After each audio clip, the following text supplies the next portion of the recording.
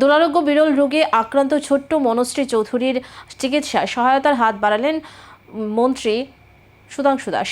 শুধু আর্থিক সহায়তাই নয়, উন্নত চিকিৎসার জন্য বিশেষজ্ঞ চিকিৎসকদের নিয়ে টিম গঠনের আশ্বাসও দিয়েছেন তিনি।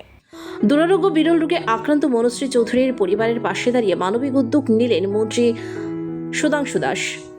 নিজের সরকারি বাসভবনে মনশ্রীর বাবার হাতে আর্থিক সহায়তা তুলে দেওয়ার পাশাপাশি পরিবারের বর্তমান পরিস্থিতির খোঁজখবর নেন তিনি এবং মনশ্রীর দ্রুত আরোগ্য কামনা করেন।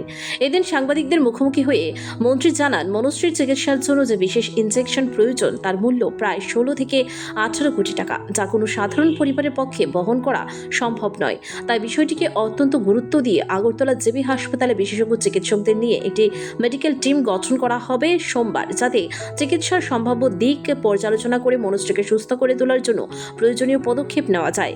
তিনি আরও বলেন, শুধু সরকারের উদ্যোগই নয়, সমাজের সর্বস্তরের মানুষের সহযোগিতাও এই মুহূর্তে অত্যন্ত জরুরি। তাই বিভিন্ন স্বেচ্ছাসেবী সংগঠন, সমাজসেবী, শিল্পপতি, সাধারণ মানুষের কাছে মনশ্রীর চিকিৎসায় আর্থিক সহায়তার জন্য করজোড়ে আবেদন জানান তিনি।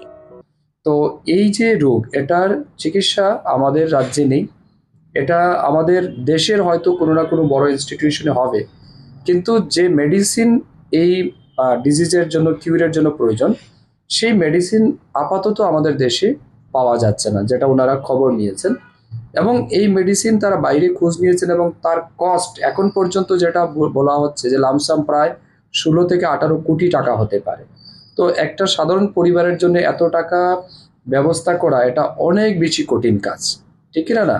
তো যার ফলে আজকে রাজ্যের বিভিন্ন প্রান্তের মানুষ তার মেয়ের সুস্বাস্থ্যের জন্য, তার মেয়ের চিকিৎসার পরিষেবার জন্য সবাই এগিয়ে এসেছেন। আমারও সামাজিক মাধ্যমে বিষয়টা আমার নজরে এসেছে, তো আমি খোঁজ নিয়েছি এবং ওনাকে খবর দিয়েছি। আজকে আমি আমার ব্যক্তিগত পক্ষ থেকে 50,000 টাকা ওনার হাতে তুলে দিয়েছি, ওনার চিকিৎসার জন্য আমার সাধ্যমতো দিয়েছি। তার বাইরেও আমি বলেছি ওনাকে, যদি আমি আমার মতো করে চেষ্টা করব আরও কিছু লোককে বলে যাতে কিছু ওনাকে সাহায্য করা যায়, আমরা সেটা করব। তার সাথে সাথে মাননীয় মুখ্যমন্ত্রীও বিষয়টা ইতিমধ্যে তিনি দেখেছেন, তিনি নজরে নিয়েছেন। কিছুক্ষণ আগেই আমি ডাক্তারবাবুর সাথেও কথা বলেছি, আমাদের জিবিপির যিনি নিউরো হেড আছেন, ওনারা বলেছেন সোমবার দিন ওনারা দেখবেন এবং ওনারা মেডিকেল বোর্ড বসে একটা ডিসিশন নিয়ে কি করা যেতে পারে সেই বিষয়ে দেখবেন। তার পাশাপাশি আমি রাজ্যের মাননীয় মুখ্যমন্ত্রী তথা স্বাস্থ্যমন্ত্রীর সাথেও দেখছি, আমি কথা বলবো যাতে তার মেয়ের জীবন বাঁচানোর জন্য সরকারও যেন যথেষ্ট সাহায্য করে।